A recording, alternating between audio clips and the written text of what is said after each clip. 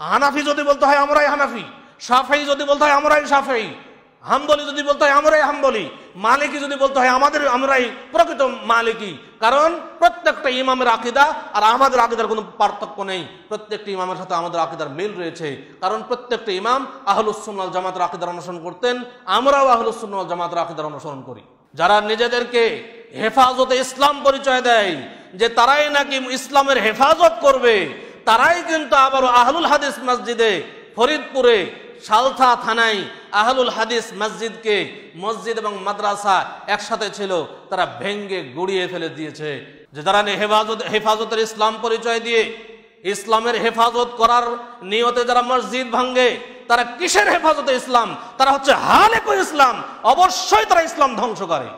মামুনুল হক সাহেব যিনি অত্যন্ত জোরালো বক্তব্য দেন বিভিন্ন জায়গায়, কিন্তু দেখেন আজকে আহলুল হাদিস মসজিদ গুড়িয়ে দেওয়া হলো, তার মুখে এর পক্ষে তো কোনো বক্তব্য নেই, বরং এই মসজিদ ভাঙ্গার সাপোর্ট করেছেন মামুনুল হক সাহেব।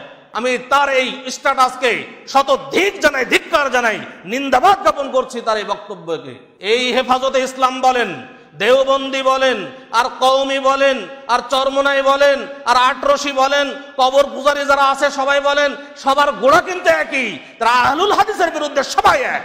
তাদের দ্বারাই মসজিদ ভাঙ্গা হচ্ছে, অথচ হেফাজতে ইসলামের এত নেতাকর্মী আছে, তাদের পক্ষ থেকে একটা প্রতিবাদও আসেনি, তারা প্রতিবাদ করেনি এবং তারা এর সাপোর্ট করেছে, এই মসজিদ ভাঙ্গাকে তারা সাপোর্ট করেছে।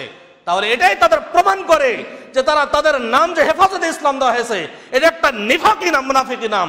তারা মুখে প্রকাশ করছে যে ইসলামের হেফাজত করবে, কিন্তু তাদের কর্ম প্রকাশ করছে যে তারা ইসলামের বিরোধিতা করছে।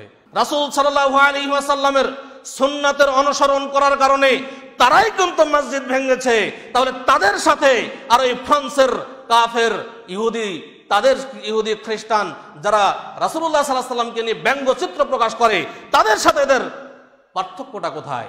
আহলে হাদিস আন্দোলন বাংলাদেশ, আসুন পবিত্র কুরআন ও সহিহ হাদিসের আলোকে জীবন গড়ি।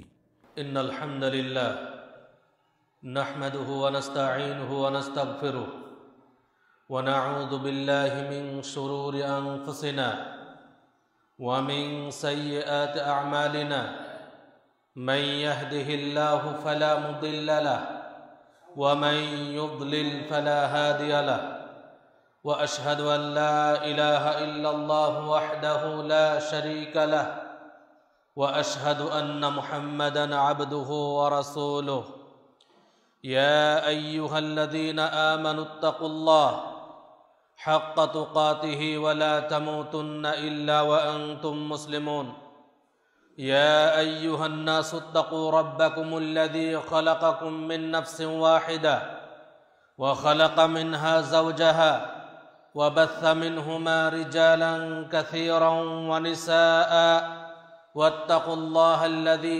তাসাআলুনা বিহি ওয়াল আরহাম ইন্নাল্লাহা কানা আলাইকুম রাকীবা ইয়া আইয়ুহাল্লাযীনা আমানুত্তাকুল্লাহ ওয়া কুলু কওলান সাদীদা ইউসলিহ লাকুম আ'মালাকুম ওয়া ইয়াগফির লাকুম যুনুবাকুম ওয়া মান ইউতি'ইল্লাহা ওয়া রাসূলাহু ফাকাদ ফাযা ফাওজান আযীমা আম্মা বা'দ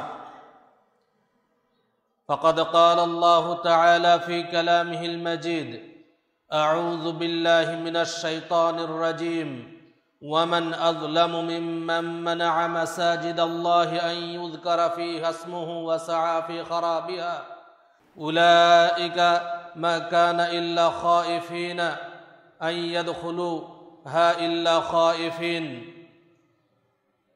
সমস্ত প্রশংসা সেই মহান রব্বুল আলামিনের জন্য, যার অশেষ মেহেরবানিতে আমরা আজকের এই জুমার দিনে জুমার সালাত আদায়ের উদ্দেশ্যে এই মসজিদে উপস্থিত হতে পেরেছি। তাই মহান আল্লাহর শুকরিয়া স্বরূপ সবাই বলে আলহামদুলিল্লাহ। তারপর পরেই বর্ষিত হোক অসংখ্য দরুদ ও সালাম প্রিয় নবী, বিশ্বনবী রাহমাতুল লিল আলামিন মুহাম্মদ সাল্লাল্লাহু আলাইহি ওয়াসাল্লামের প্রতি। আলহামদুলিল্লাহ, আল্লাহ তাআলা আমাদেরকে আশরাফুল মাখলুকাত তথা সৃষ্টির শ্রেষ্ঠ জীব হিসাবে দুনিয়াতে প্রেরণ করেছেন। এবং আবারও আলহামদুলিল্লাহ পড়তে হয় যে শুধু সৃষ্টির শ্রেষ্ঠ জীবই নয়, বরং আমাদেরকে মানুষদের মধ্যে মুসলিম হিসেবে নিয়োজিত করেছেন।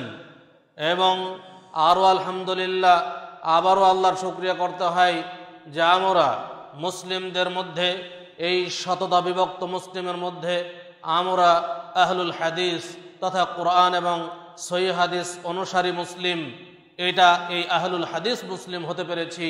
এই আহলুল হাদিস হওয়ার আল্লাহ তৌফিক দিয়েছেন। এই জন্য মহান আল্লাহর শুকরিয়া স্বরূপ আবারও বলে আলহামদুলিল্লাহ। বর্তমানে এমন একটি বিষয় সামনে চলে এসেছে, আজকের এই জুমার দিনে অত্যন্ত দুঃখ ভারাক্রান্ত হৃদয় নিয়ে খুতবার মেম্বারে দাঁড়াতে হয়েছে যে আমরা বর্তমানে আমাদের সবচাইতে বড় দোষ হলো আমরা হলাম আহলুল হাদিস, তথা আমরা কোরআন এবং সহিহ সুন্নাহ মানার চেষ্টা করছি। এটাই মনে হয় আমাদের সবচাইতে বড় দোষ বর্তমান বাংলার বুকে। অথচ আমরা আহলুল হাদিস কাকে বলে, আহলুল হাদিস এর আকীদা কি, আহলুল হাদিস এর আমল কি, এই সম্পর্কে আমরা আহলুল হাদিসরাই ভালোভাবে জানি না, অন্যরা যত জানি না, এটা স্বাভাবিক বিষয়। আহলুল হাদিস আসলে কি জিনিস, কাকে বলে, এর বৈশিষ্ট্য কি, এর আদর্শ কি, এটা আমাদের অত্যন্ত সুন্দরভাবে জানা এবং বোঝা দরকার। আহলুল হাদিস অর্থাৎ কোরআন এবং সহিহ হাদিসের অনুসারী শুধু মুসলিম নাম পরিচয় দিলেই যথেষ্ট নয়। আসলে বর্তমান জামানায় মোরা বর্তমান এমন এক জামানায় বসবাস করছি, যেই জামানায় একজন শিয়া সেও নিজেকে মুসলিম দাবি করছে। যেই শিয়াদের আকীদা হচ্ছে অত্যন্ত ভয়ঙ্কর, যেই শিয়ারা মনে করে যে তারাই হচ্ছে প্রকৃত মুসলিম, আমরা হলাম কাফের। যেই শিয়ারা মনে করে যে আমাদের হাতে যে কোরআন রয়েছে এই কোরআন হচ্ছে মিথ্যা কোরআন। যেই শিয়াদের বিশ্বাস হলো যে মুহাম্মদ সাল্লাল্লাহু আলাইহি ওয়াসাল্লামের কাছে জিবরিল আলাইহিস সালাতু ওয়াস সালাম ওহী নিয়ে আসতে ভুল করেছেন, আসলেই ওহী আসার কথা ছিল আলী রাদিয়াল্লাহু তাআলা আনহুর কাছে, ভুল করে মুহাম্মদ সাল্লাল্লাহু আলাইহি ওয়াসাল্লামের কাছে ওহী এসেছে। নাউযুবিল্লাহ। যেই শিয়াদের বিশ্বাস হলো আয়েশা রাদিয়াল্লাহু তাআলা আনহা, যিনি পৃথিবীর সর্বোৎকৃষ্ট মানুষ, যিনি পৃথিবীর সর্বোৎকৃষ্ট মহিলা, সবচাইতে মর্যাদাশীল মহিলা, তাকে জেনাকার বলে আখ্যায়িত করে। এই শিয়ারাও কিন্তু নিজেদেরকে মুসলিম দাবি করছে এবং তারাই নিজেদেরকে প্রকৃত মুসলিম দাবি করে। যারা বর্তমান বাংলার বুকে তথা সারা বিশ্বে নিজেদেরকে কাদিয়ানি পরিচয় দিচ্ছে, তারা মুহাম্মদ সাল্লাল্লাহু আলাইহি ওয়াসাল্লামকে শেষ নবী মানেনি, বরং গোলাম আহমদ কাদিয়ানিকে তারা শেষ নবী মেনেছে। অথচ আল্লাহ তাআলা ঘোষণা দিয়েছেন যে মুহাম্মদ সাল্লাল্লাহু আলাইহি ওয়াসাল্লাম হচ্ছেন সর্বশেষ নবী। রাসূলুল্লাহ সাল্লাল্লাহু আলাইহি ওয়াসাল্লাম নিজেই ঘোষণা দিয়েছেন যে তিনি হচ্ছেন সর্বশেষ নবী, তারপরে আর কোনো নবী আসবে না। অথচ এই কাদিয়ানিরাও কিন্তু নিজেদেরকে মুসলিম দাবি করে। আজকে যারা বাংলার বুকে কবর পূজা করছে, কবরে সিজদা করছে, কবরের নিকটে গিয়ে সাহায্য যাচ্ছে, তারাও কিন্তু নিজেদেরকে প্রকৃত মুসলিম দাবি করে এবং তারাই মনে করে যে তারাই হচ্ছে আসল সুন্নি। এমন এক জামানায় আমরা আসলে বসবাস করছি। এই জামানায় আমাকে আহলে হাদিস পরিচয় অবশ্যই দিতে হবে, কারণ আমি অবশ্যই শিয়া মুসলিম নই, আমি কাদিয়ানি মুসলিম নই, আমি কবর পূজা করা মুসলিম নই, আমি বিদআত করা মুসলিম নই, অবশ্যই আমি কোরআন সুন্নাহ মানা মুসলিম। এই আদর্শিক পরিচয় আমার আপনার সকলের থাকা উচিত। বর্তমানে আমরা অনেকেই এই বিষয়টা না বোঝার কারণে বলছে যে আমরা কেন আহলুল হাদিস পরিচয় দেব, আমাদের পরিচয় তো একমাত্র মুসলিম হওয়া দরকার, আমরা সবাই মুসলিম। সবাই মুসলিম, তো শিয়ারা কি হলো, শিয়াদের কি দোষ হলো, তারাও মুসলিম, কাদিয়ানিরাও তো মুসলিম, কবর পূজারীরাও মুসলিম। আমাদের সাথে তাদের মৌলিক পার্থক্য কি? এই পার্থক্যই হচ্ছে যে আমরা আহলুল হাদিস মুসলিম। এটা আমাদের আদর্শিক পরিচয়, অন্য কিছু নয়। এই বিষয় বুঝতে হবে আমাদেরকে। আহলুল হাদিসদের আদর্শ আমাদেরকে জানতে হবে। আহলুল হাদিস কোরআন সুন্নাহ বাদ দিয়ে অন্য কিছু মানতে রাজি নয়। এটাই হচ্ছে আমাদের সবচাইতে বড় অপরাধ। বর্তমানে আপনারা শুনেছেন বেশ কিছুদিন পূর্বে ভোলাতে একটি মসজিদ ভেঙ্গে আগুন জ্বালিয়ে পুড়িয়ে দেওয়া হয়েছিল। তার কারণ যে তারা আহলুল হাদিস, তারা কোরআন এবং সহিহ হাদিসের অনুসরণ করতে এই মসজিদে চরমনাই গ্রুপ, নাম বলেই বলতে হয়, চরমনাইয়ের সন্ত্রাসীরা আহলুল হাদিস মসজিদকে ভেঙ্গে মাটির সাথে গুড়িয়ে দিয়ে তাতেই ক্ষান্ত হয় নাই, বরং তারপরে তারা আগুন লাগিয়ে পুড়িয়ে ফেলেছে।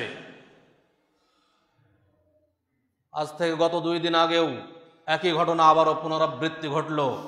যারা নিজেদেরকে হেফাজতে ইসলাম পরিচয় দেয় যে তারাই নাকি ইসলামের হেফাজত করবে, তারাই কিন্তু আবারও আহলুল হাদিস মসজিদে ফরিদপুরে সালথা থানায় আহলুল হাদিস মসজিদকে, মসজিদ এবং মাদ্রাসা একসাথে ছিল, তারা ভেঙ্গে গুড়িয়ে ফেলে দিয়েছে। হেফাজতে ইসলাম যারা হেফাজতে ইসলামের অনুসারী, তারাই কিন্তু এই কাজটি করেছে। আমি বলবো যে যারা হেফাজতের ইসলাম পরিচয় দিয়ে ইসলামের হেফাজত করার নিয়তে যারা মসজিদ ভাঙ্গে, তারা কিসের হেফাজতে ইসলাম? তারা হচ্ছে হালেকুল ইসলাম। অবশ্যই তারা ইসলাম ধ্বংস করে। যারা মসজিদ ভাঙতে পারে তারা কখনোই ইসলামের হেফাজতকারী হতে পারে না, কোশ্চিন কালেও সম্ভব নয়।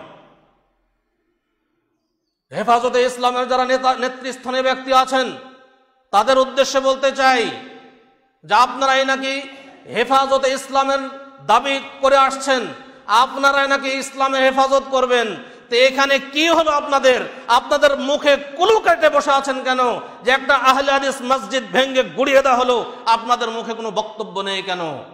আজকে দেখুন সবচেয়ে বড় বড় বক্তব্য শোনা যাচ্ছে শাইখুল হাদিস আজিজুল হক সাহেবের একজন ছেলে মামুনুল হক সাহেব, যিনি অত্যন্ত জোরালো বক্তব্য দেন বিভিন্ন জায়গায়। কিন্তু দেখেন আজকে আহলুল হাদিস মসজিদ গুড়িয়ে দেওয়া হলো, তার মুখে এর পক্ষে তো কোনো বক্তব্য নেই, বরং এই মসজিদ ভাঙ্গার সাপোর্ট করেছেন মামুনুল হক সাহেব। আমি তার এই বক্তব্যের একটা স্ট্যাটাস দিয়েছেন তিনি, যে এটা আসলে মসজিদ ছিল না। তার বক্তব্য, এটা মসজিদ ছিল না, এটা মাদ্রাসা ছিল, এবং তারা পূর্বের জের ধরে রেশারেশির কারণে এই মসজিদকে ভেঙেছে। সে এটাকে এড়িয়ে যেতে চেয়েছে। আমি তার এই স্ট্যাটাসকে শতধিক জানাই, ধিক্কার জানাই, নিন্দাবাদ জ্ঞাপন করছি তার এই বক্তব্যকে। অবশ্যই আপনারা যদি হেফাজতে ইসলাম নিজেকে দাবি করেন, ইসলামের হেফাজত দাবি করেন, আপনাদের উচিত ছিল এর তীব্র প্রতিবাদ করা, কিন্তু আপনারা সেটাকে সাফাই গাচ্ছেন। এটা কেমন হেফাজতে ইসলাম আপনারা? অবশ্যই কারণ হলো যে কোনো মূল্যে রসুনের সব কোয়ালির গোড়া কিন্তু এক জায়গায়। এই হেফাজতে ইসলাম বলেন, দেওবন্দি বলেন, আর কওমি বলেন, আর চরমনাই বলেন, আর আটরশি বলেন, কবর পূজারী যারা আছে সবাই বলেন, সবার গোড়া কিন্তু একই। তারা আহলুল হাদিসের বিরুদ্ধে সবাই এক। তারা আহলুল হাদিসের পক্ষে কখনো কথা বলতে চায় না, এবং তারা চাই যে আহলুল হাদিস মসজিদগুলোকে একে একে ভেঙে গড়িয়ে দেওয়া হোক। যখন ভোলাতে মসজিদ ভাঙ্গা হলো, আগুন দেওয়া হলো, কোনো দেওবন্দি আলেম এর পক্ষে কথা বলেনি। আজকেও তাই একই ঘটনা ঘটছে, যে তাদের দ্বারাই মসজিদ ভাঙ্গা হচ্ছে, অথচ হেফাজতে ইসলামের এত নেতাকর্মী আছে, তাদের পক্ষ থেকে একটা প্রতিবাদও আসেনি, তারা প্রতিবাদ করেনি, এবং তারা এর সাপোর্ট করেছে, এই মসজিদ ভাঙ্গাকে তারা সাপোর্ট করেছে। তাহলে এটাই তাদের প্রমাণ করে যে তাদের নাম যে হেফাজতে ইসলাম দেওয়া হয়েছে, এটা একটা নিফাকি নাম, মুনাফিকি নাম। তারা মুখে প্রকাশ করছে যে ইসলামের হেফাজত করবে, কিন্তু তাদের কর্ম প্রকাশ করছে যে তারা ইসলামের বিরোধিতা করছে, ইসলামকে ধ্বংস করছে। ইসলাম ধ্বংস করে ছাড়া মসজিদ ভাঙতে পারে না, এটা কোশ্চেন করেও সম্ভব নয়।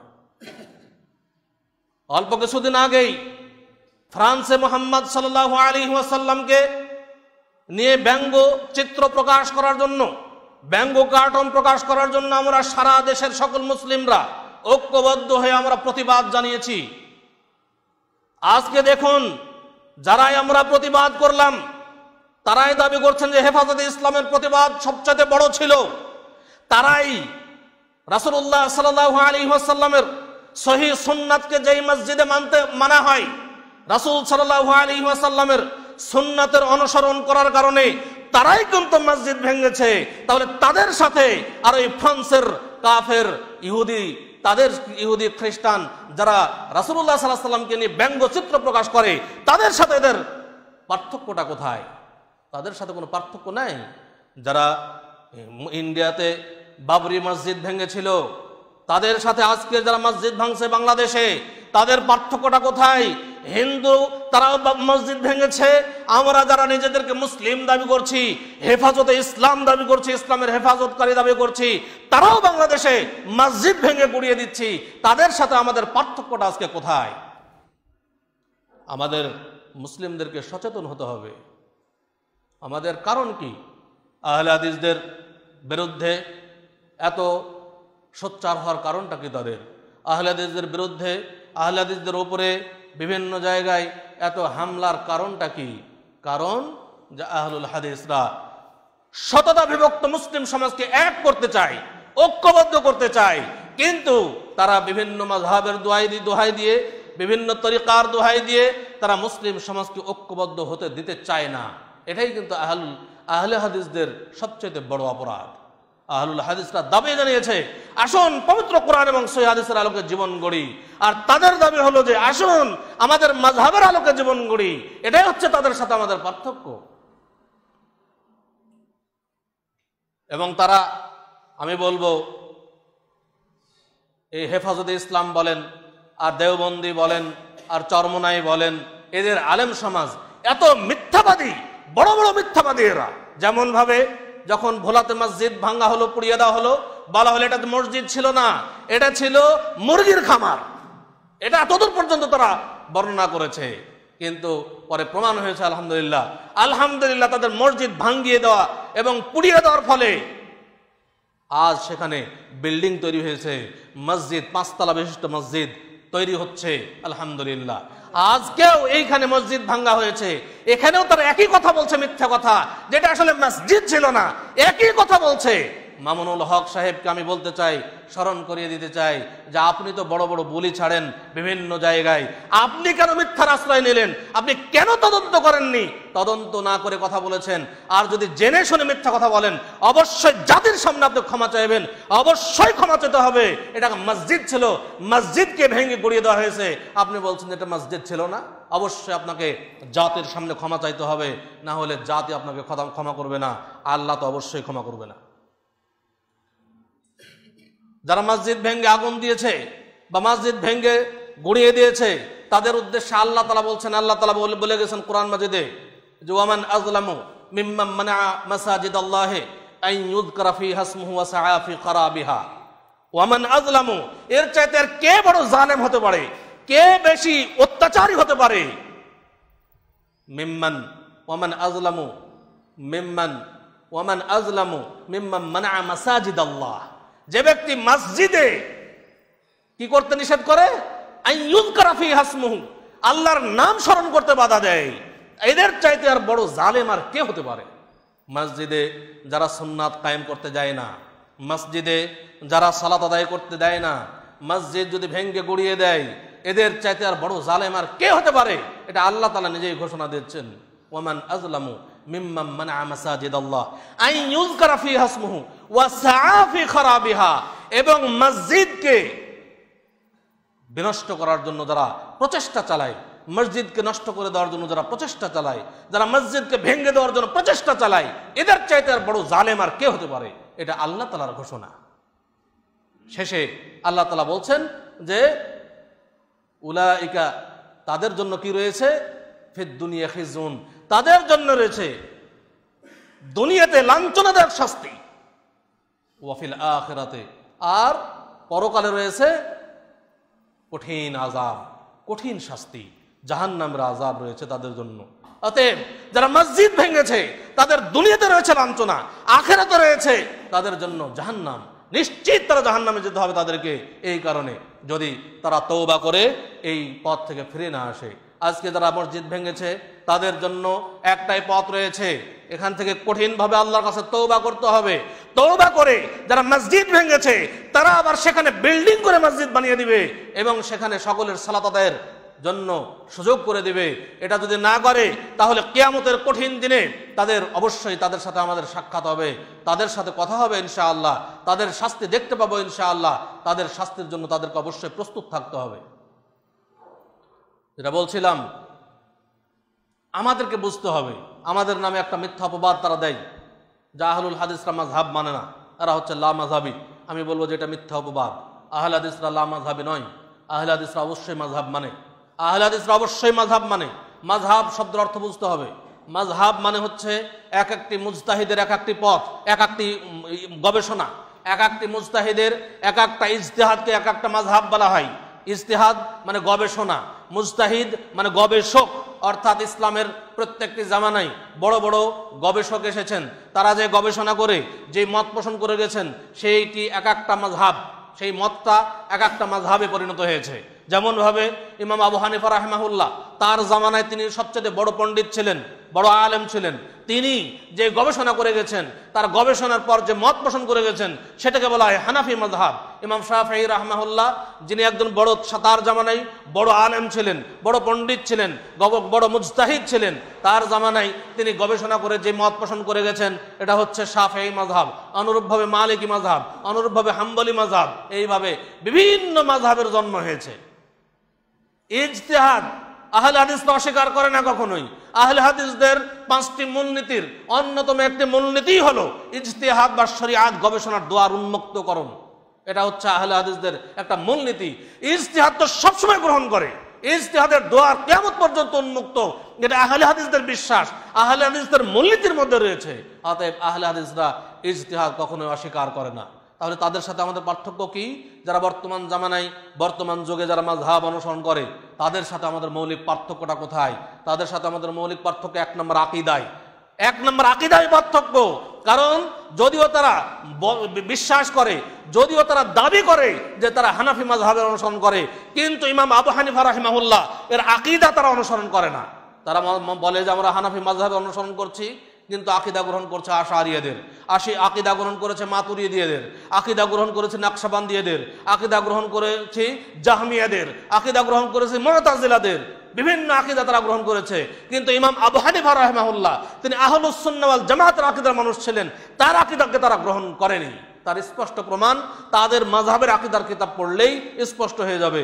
পড়ুন ফিকহুল আকবার, স্পষ্ট হয়ে যাবে হানাফি মাযহাবের আকীদা কি। পড়ুন ফিকহুল আবসাত, স্পষ্ট হয়ে যাবে হানাফি মাযহাবের আকীদা কি। পড়ুন আকীদাতুত তাহাবিয়া, হানাফি মাযহাবের আকীদার কিতাব পড়লে স্পষ্ট হয়ে যাবে যে হানাফি মাযহাবের আকীদা কি ছিল। কিন্তু তারা বড় বড় মাদ্রাসা, বিশাল বিশাল মাদ্রাসা আছে বর্তমানে আমাদের দেশে, হানাফি মাযহাবের এই আকীদার কিতাবগুলো পড়ানো হয় না, কারণ এগুলো হানাফি মাযহাবের আকীদার কিতাব, অথচ পড়ানো হয় না। কারণ পড়ালেই কি হানাফি ইমাম আবু হানিফা রাহিমাহুল্লাহর যে আকীদা ছিল সেটা সবার সামনে স্পষ্ট হয়ে যাবে। কিন্তু তারা তো সেটা মানে না, শুধু দাবি করে যা হানাফি মাযহাবের অনুসরণ করছি। তাদের এই দাবি একেবারেই নিরেট মিথ্যা দাবি। যারা ইমাম আবু হানিফা রাহিমাহুল্লাহর আকীদারই অনুসরণ করে না, তারা কিসের হানাফি? অবশ্যই হানাফি হতেই পারে না। তাদের সাথে আমাদের পার্থক্য 1 নম্বর আকীদায়। আমরা ইমাম আবু হানিফা রাহমাতুল্লাহ আকীদার আমাদের আকীদার এক মিল আছে। অতএব আমরা হচ্ছি প্রকৃত হানাফি। হানাফি যদি বলতে হয় আমরাই হানাফি, শাফিঈ যদি বলতে হয় আমরাই শাফিঈ, হাম্বলি যদি বলতে হয় আমরাই হাম্বলি, মালিকি যদি বলতে হয় আমরাই প্রকৃত মালিকি। কারণ প্রত্যেকটা ইমামের আকীদা আর আমাদের আকীদার কোনো পার্থক্য নেই। প্রত্যেকটি ইমামের সাথে আমাদের আকীদার মিল রয়েছে, কারণ প্রত্যেকটা ইমাম আহলুস সুন্নাহ ওয়াল জামাতের আকীদার অনুসরণ করতেন। আমরাও আহলুস সুন্নাহ ওয়াল জামাতের আকীদার অনুসরণ করি। 2 নম্বর পার্থক্য, 2 নম্বর পার্থক্য যে তারা মাযহাবের মানদণ্ডে হাদিসকে যাচাই করে। অর্থাৎ ওই হাদিস তারা মানে যেই হাদিস মাযহাবের সাথে মিলে। যদি মাযহাবের সাথে না মিলে তাহলে ওই হাদিস তারা মানে না, যদি সহিহ হাদিস হোক। তাহলে তারা হাদিস যাচাই করে মাযহাবের মানদণ্ডে। আর আহলুল হাদিসরা কি? আহলুল হাদিসরা মাযহাবকে যাচাই করে হাদিসের মানদণ্ডে। অর্থাৎ মাযহাবের ওই মতকে মানে যেই মত হাদিসের সাথে মিলে। যদি হাদিসের সাথে কোনো মাযহাবের মত না মিলে, মাযহাবের মতকে ফেলে দেয়, হাদিসকে গ্রহণ করে। এটাই হচ্ছে তাদের সাথে আমাদের মৌলিক পার্থক্য। আমরাও মাযহাব মানি। আমাদের প্রত্যেকটা কিতাবে দেখবেন যে ইমাম আবু হানিফা রাহিমাহুল্লাহ এই মত পোষণ করেছেন, ইমাম শাফিঈ রাহিমাহুল্লাহ এই মত পোষণ করেছেন। অতএব যারা আমাদেরকে লা মাযহাবী বলেন, আমরা মাযহাব অনুসরণ করি না বলেন, তারা নিরেট মিথ্যা কথা বলেন, মিথ্যা অপবাদ দেন আমাদের উপরে। অবশ্যই আমরা মাযহাবের কোনো ইমামদেরকে অসম্মান করি না। অবশ্যই আমরা মাযহাবের ইমামদেরকে উচ্চ সম্মানে রাখি, কারণ মাযহাবের ইমামরা প্রত্যেকটি ইমাম তারা ইসলামকে কায়েম রাখার জন্য আপ্রাণ চেষ্টা চালিয়েছেন, তাদের যে খিদমাত, অবশ্যই সেটা অস্বীকার করার কোনো কিছু নাই।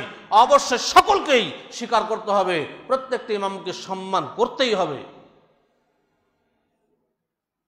কিন্তু বর্তমানে এ ধরনের কথা বলে, উস্কানিমূলক বক্তব্য দিয়ে সাধারণ জনগণকে আমাদের বিরুদ্ধে উস্কিয়ে দিচ্ছে। আর সাধারণ জনগণ পাগলের মতো কিছু না বুঝেই তারা এসে হামলা করছে। এর জন্য অবশ্যই যারা আলেম সমাজ, তাদেরকে কিয়ামতের কাঠগড়ায় কঠোর জবাবের সম্মুখীন হতে হবে। তাদেরকে অবশ্যই জাহান্নামে যেতে হবে। আলেমদের পরিণতি কিয়ামতের দিন সবচাইতে ভয়াবহ হবে, কারণ আলেমরাই বর্তমানে বাংলার মুসলিমকে শততা বিভক্ত করে রেখেছে। সাধারণ মানুষের তেমন কোনো দোষ নাই, দোষ হচ্ছে আলেমদের। আলেমরাই শততা বিভক্ত করে রেখেছে। অতএব যারা মুসলিম সমাজকে বিভক্ত করার পেছনে পরিশ্রম করছে, যে আলেমরা প্রস্তুত হন কিয়ামতের কঠিন জবাব দিতে। কিয়ামতের কাঠগড়ায় আপনার জবাব দেওয়ার জন্য প্রস্তুত হন। সেই দিন জাহান্নামের কাষ্ঠে ঝোলার জন্য প্রস্তুত হন।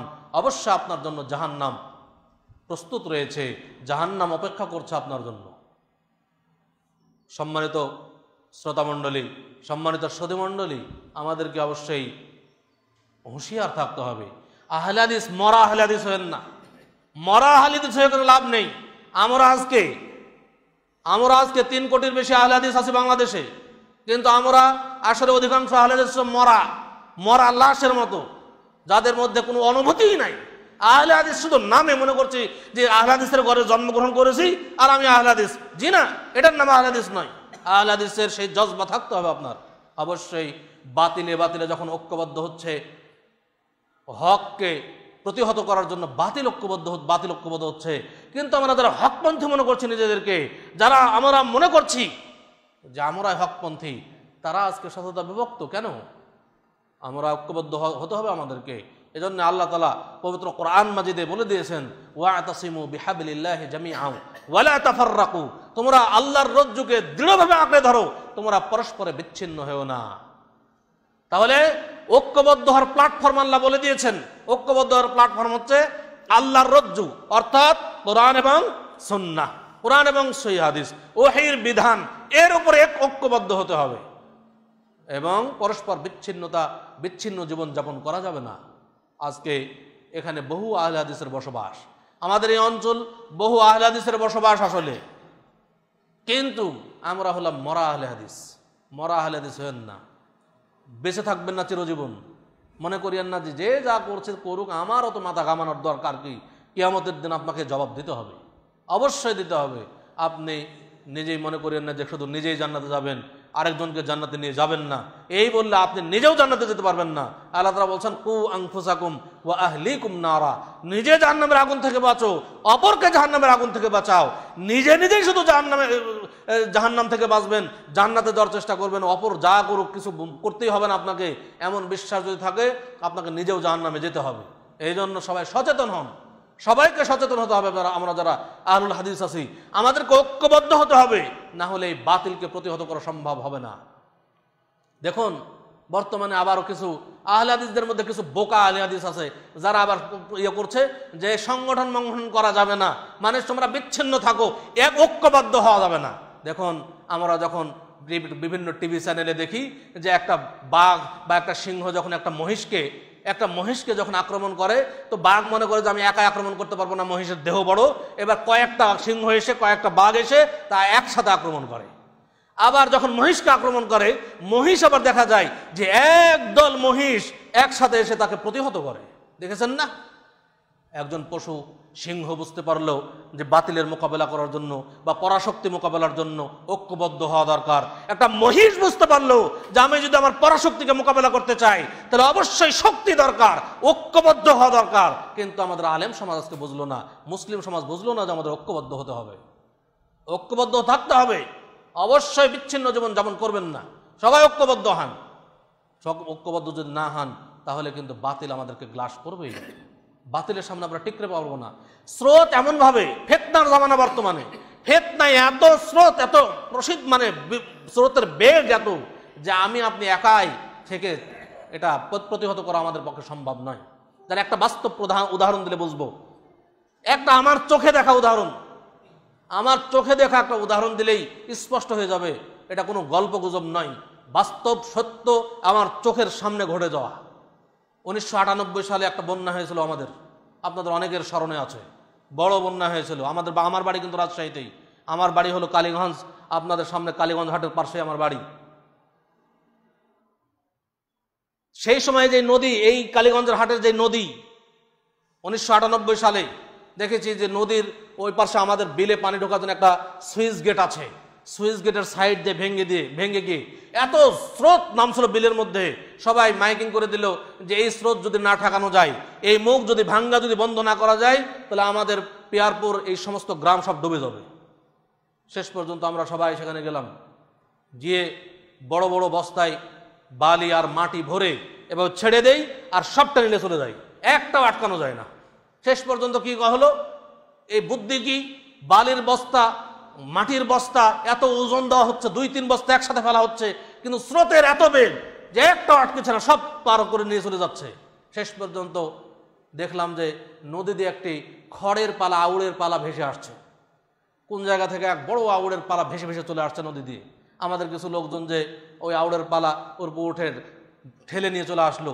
প্রথমে ওই আউড়ের পালা ঢুকিয়ে দিল ওই মুখে, ঢুকিয়ে দিয়ে তারপরে বস্তা দিল, পানি বন্ধ হয়ে গেল, 1 ঘন্টার মধ্যে পানি বন্ধ হয়ে গেল। এই উদাহরণ বাস্তব দেখেছি, এই উদাহরণ থেকে শিক্ষণীয় ব্যাপার আছে। দেখুন, এক একটা আলেমকে যদি ধরি, এক একটা বস্তা, যদি সেই আলেম সমাজ যদি তারা একা একা বসবাস করার চিন্তা করে, যদি তারা ঐক্যবদ্ধ না হয়, বাতিলের যে স্রোত ওই যে বস্তার মতো ঠেলে নিয়ে চলে যাবে স্রোতে, ওই স্রোতের সামনে টিকতে পারবে না কোনো আলেম যদি ঐক্যবদ্ধ না হয়। আর আপনাদের সাধারণ জনগণকে যদি আমি মনে করি এক একটা খড় যদি একা একা থাকতো, তাহলে কোনো খড় দিয়ে কোনো কাজ হতো না। খড় যখন এক জায়গায় জমাটবদ্ধ আছে, পানা হিসেবে আছে, তখন কিন্তু ওই খড়ই, অনেকগুলো খড় যখন এক জায়গায় জমা হয়ে আছে, তখন ওই খড় দিয়ে আমরা স্রোত বন্ধ করে দিলাম, মুখ বন্ধ করে দিলাম, ওটা সম্ভব হলো। এই জন্য সকল জনগণকে আমাদের ঐক্যবদ্ধ হতে হবে, আলেমদেরকে যেমন ঐক্যবদ্ধ হতে হবে, সাধারণ জনগণকে ঐক্যবদ্ধ হতে হবে। এই জন্য সকলের কাছে আমার অনুরোধ, সবাই চেষ্টা করবেন ঐক্যবদ্ধ জীবনযাপন করার। ঐক্যবদ্ধ জীবনযাপন না করলে কিয়ামতের দিন কিন্তু আমরা ঠেকে যাব। ঐক্যবদ্ধ জীবনযাপন করতে হবে। আল্লাহ রাসূল সাল্লাল্লাহু আলাইহি ওয়াসাল্লাম ঐক্যবদ্ধ জীবনযাপনের ব্যাপারে অনেক কথা বলেছেন। আল্লাহ তাআলা নিজে ঐক্যবদ্ধ জীবনযাপন করতে বলেছেন। আমি কেন ঐক্যবদ্ধ জীবনযাপন করব না? অবশ্যই ঐক্যবদ্ধ জীবনযাপন করতে হবে। যদি না করেন, বাতিলের সামনে টিকতে পারবেন না। ফিতনা আপনাকে আমাকে সবাইকে গ্রাস করবে। একাকী জিন্দেগি ভালো নয়। দেখবেন বনের পশু যখন এক দল বেঁধে থাকে, তখন কিন্তু কেউ আক্রমণ করার সাহস পায় না। যখন দেখে যে একা একটা চলে গেছে কোন জায়গায়, কোন সাইডে, তখন তাকে আক্রমণ করে বসে।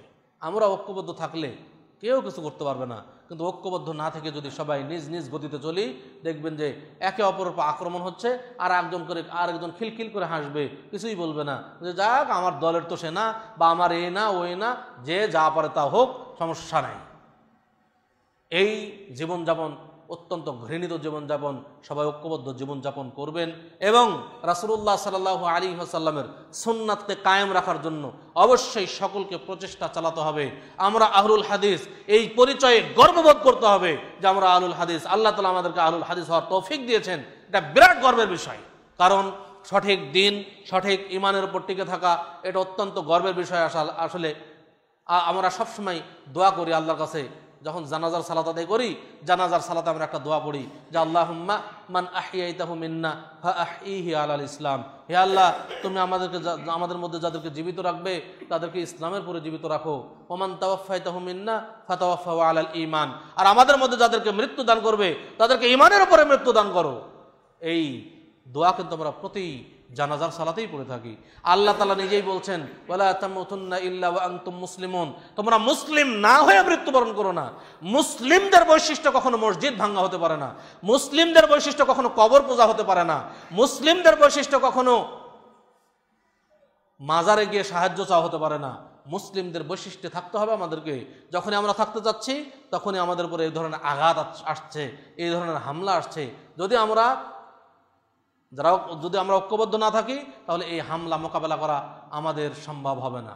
কেন আমাদের উপর তারা হামলা করছে? হামলা করার কারণটা কি? হামলা করার বহু কারণ রয়েছে।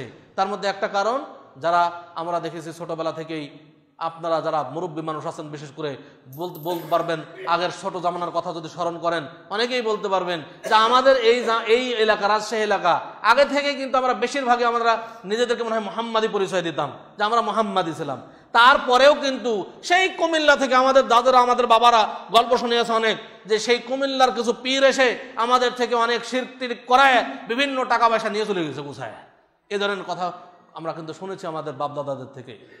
আপনারা কিন্তু বলতে পারবেন যে দেখুন আমরা কেন আমাদের উপর হামলা হচ্ছে, কারণ আমরা যখন তাদের বিরুদ্ধে বক্তব্য দিচ্ছি, সঠিক ইসলাম প্রচার করছি, তাদের পকেটে এবং পেটে আঘাত লেগেছে। আসলে আজকে যারা তাবিজ ব্যবসা করে লক্ষ লক্ষ টাকা ইনকাম করতো, যখন আহলে হাদিসরা বলে দিচ্ছে যে রাসূলুল্লাহ সাল্লাল্লাহু আলাইহি ওয়াসাল্লাম বলেছেন মান তাআল্লাকা তামিমাতুন ফাকাদ আশরাকা, যে ব্যক্তি শরীরে তাবিজ ঝুলালো সে অবশ্যই শিরক করলো, তখন কিন্তু যারা তাবিজ ব্যবসা করতো তারা খেপে গেছে যে এদেরকে না রুখলে তো পারা যাবে না, আমার তাবিজ ব্যবসা শেষ।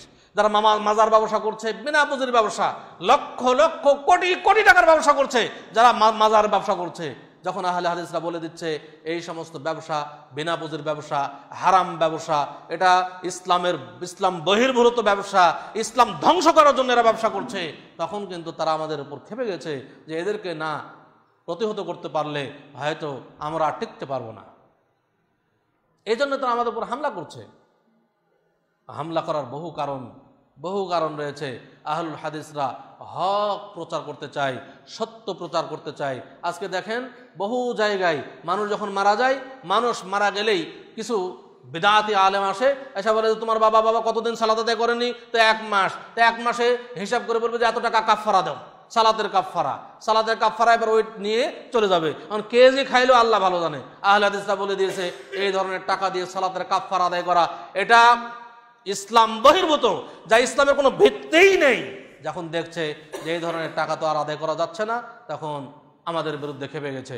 যখন আহলে হাদিসরা বলেছে, যখন বিদআতিরা বিভিন্ন মিলাদ পড়ে লক্ষ লক্ষ টাকা ইনকাম করে, বিভিন্ন খানা পিনা আয়োজন করা হয়, মানুষ মারা গেলে 40-এর যে খানার আয়োজন, তারা যে খানার আয়োজন যে করে, বহু খানা তারা পায়, বহু টাকা পয়সা পায়, কিন্তু আহলে হাদিসরা যখন বলে দিয়েছে এগুলো বিদআত, এগুলো ইসলামের সাথে এর কোনো সম্পর্ক নাই, তখনই তারা আমাদের উপর খেপে গেছে যে এদেরকে না ঠেকালে আর হবে না। এই জন্য আজকে যেখানে মসজিদ ভাঙ্গা হলো 2 দিন আগে, সেই জায়গা ফরিদপুরের সালথা থানা লিখে দিয়েছে, ফেস্টনে লিখে দিয়েছে যে আহলে হাদিসদের আস্তানা সালথা থানায় থাকবে না। দেখুন, আহলে হাদিসদের আস্তানা থাকলে তাদের খুব বিপদ, খুব মুসিবত, তাদের বিনা পয়সার ব্যবসা করা এটা খুবই সমস্যা তাদের। অথচ তারা দেখুন এই কথা তারা লিখলো না যে মদের আস্তানা সালথা থানায় থাকবে না, এই কথা তারা লেখার সাহস পেল না। মদ দূরীভূত করতে হবে সমাজ থেকে, এটা তারা স্লোগান দেয় না। স্লোগান দেয় আহলে হাদিসকে ঠেকাতে হবে। কেন? তাদের ব্যবসায় আঘাত লেগেছে, তাদের পেটে আঘাত লেগেছে, তাদের পকেটে আঘাত লেগেছে, এটাই তাদের মেন কারণ। এজন্য সকলকেই আবেদন জানাবো, সবাই আমরা সচেতন হয়ে আসলে আমরা বোঝার চেষ্টা করি আহলুল হাদিসটা কি, আসলে আমরা এটা বোঝার চেষ্টা করি। আমরা অনেকেই আছি দেখেন আহলুল হাদিস নাম পরিচয় দিই আমরা আহলে হাদিস। মুসলিম কি জিনিস, মুসলিম শব্দের অর্থ কি, ইসলাম শব্দের অর্থ কি, ইসলাম কাকে বলে, এগুলো জানি না। কেমন মুসলিম আমি হলাম? কোরআন পড়তে জানি না অনেক মুসলিম, অনেক আহলে হাদিস ভাই আছে কোরআন পড়তে জানি না। কিসের মুসলিম হলাম আমি? কোরআন পড়তে শিখলাম না এ পর্যন্ত। সাবধান হন, পড়ার একটু লেখাপড়া করেন। আল্লাহ রাসূল সাল্লাল্লাহু আলাইহি ওয়াসাল্লাম বলেছেন তালাবুল ইলমি ফারিদাতুন আলা কুল্লি মুসলিমিন, প্রত্যেক মুসলিমের উপর ইলম অর্জন করা ফরজ। কোন ইলম? আপনি যে ইলম অর্জন করলে আল্লাহকে চিনবেন, যে ইলম অর্জন করলে রাসূল সাল্লাল্লাহু আলাইহি ওয়াসাল্লামকে চিনবেন, যে ইলম অর্জন করলে আপনি সালাত আদায় করতে পারবেন, যে ইলম অর্জন করলে সিয়াম পালন করতে পারবেন, এই ইলম অর্জন করা ফরজ নাই? অবশ্যই ফরজ।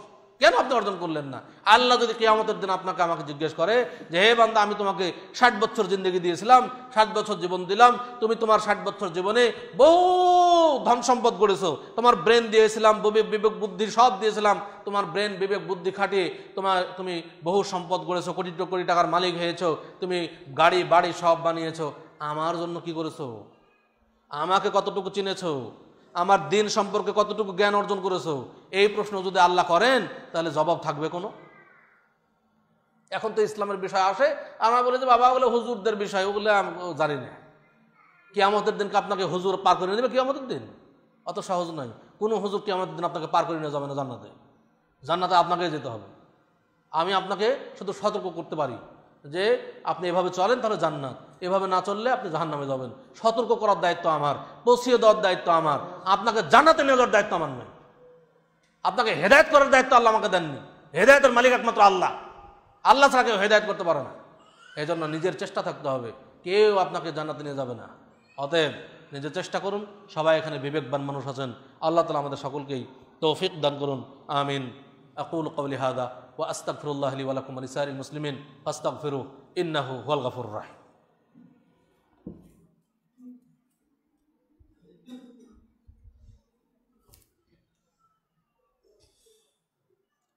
ইন্নাল হামদালিল্লাহ নাহমাদুহু ওয়া নাস্তাঈনুহু ওয়া নাস্তাগফিরুহু ওয়া নাউযু বিল্লাহি মিন শুরুরি আনফুসিনা ওয়া মিন সাইয়্যাতি আ'মালিনা মান ইয়াহদিহিল্লাহু ফালা মুদিল্লা লাহু ওয়া মান ইউদ্লিল ফালা হাদিয়া লাহু ওয়া আশহাদু আন লা ইলাহা ইল্লাল্লাহু ওয়াহদাহু লা শারীকা লাহু ওয়া আশহাদু আন্না মুহাম্মাদান আবদুহু ওয়া রাসূলুহু।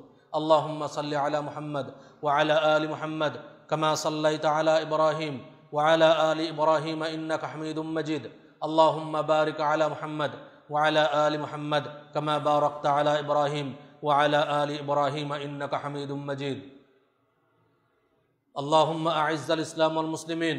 সবাই আমিন আমিন বলবেন। রাসূল সাল্লাল্লাহু আলাইহি ওয়াসাল্লাম খুতবার শেষ অংশে দোয়া করতেন, সবাই আমিন বলতেন।